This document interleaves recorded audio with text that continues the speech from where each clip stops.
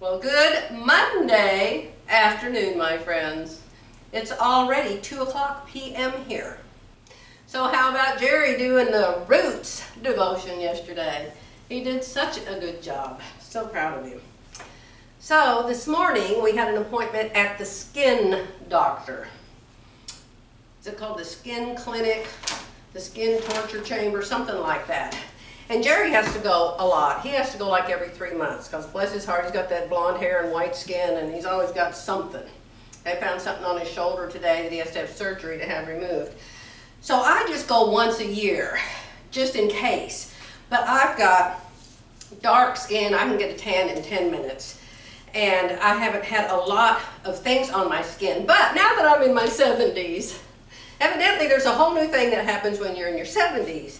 And you get these little things, it's like somebody took a little round circle like this, and they cut it out of sandpaper, and then they stick it on you somewhere. Somebody stuck one right here, and somebody stuck one right here.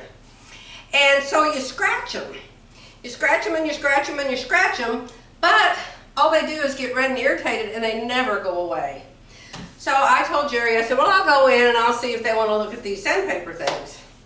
So I went in and she said, oh yeah, she said, those are no big deal, they won't hurt you, but we can remove them. So I said, fine. So she gets out that ice bucket thing with that sprayer on it. And she sprays the one on my tummy, and I have her look at my whole back because I can't see my back, and Jerry's back's always got all kinds of stuff on it. So she looked on my back and she found that other one right here, and she sprayed it.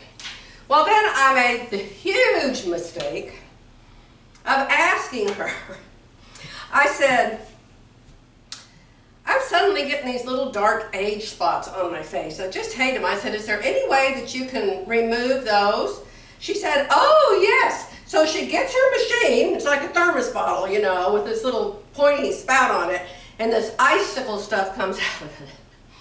So she starts spraying my face. I'm like, wait a minute. I didn't even show you where they are. So she did one here, and one here, and one here, and one here. Oh my gosh, I thought I looked bad before. She said, oh, you can just put some makeup on it. I said, but I don't wear makeup. So anyway, I had this little makeup stick, so if I look really strange, that's why, okay? So let's see what's happening in our devotion book, which you can always find in my Amazon store. My Amazon store has sewing supplies, quilting supplies, and books. And under the books section, you can find this book and you can find the other books Jerry and I talk about. I haven't tried putting the Bible in there yet. I'll have to look and see if I can find it because several have asked about my pink Bible. So let's see what's happening on June 14. My Amazon store is always right under the video in the description box, okay? Strangled Faith. Luke 8:7 and 14. Other seed fell among thorns that grew up with it and choked out the tender plants.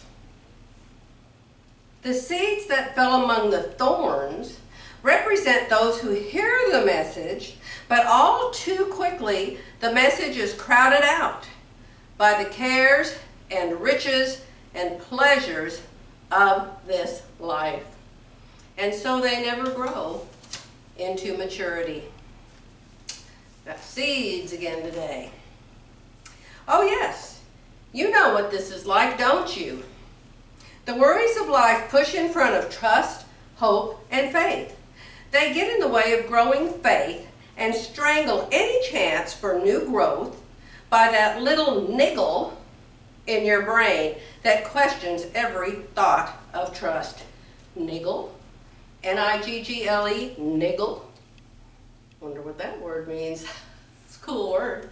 Jesus teaches that people who hear the message of God's love, but still let worry and other things take over their hearts and minds, are like those seeds that fell among thorns. The truth of God's love gets pushed aside by the worries of life, so they do not grow strong in their faith. It says at the bottom, people gather bundles of sticks to build bridges they never cross. So I finished my quilt, as you can see. It's over on my other channel. Y'all can see it up close and personal over there. I've got another 30-minute video I'm getting ready to upload to YouTube on it. So, late in the afternoon, I need to hurry up and get this uploaded. I think it's all pretty self-explanatory. Be careful where you plant your seeds because you want them in good soil. You will reap a huge reward and endless blessings. Gotta go. I'll be back tomorrow.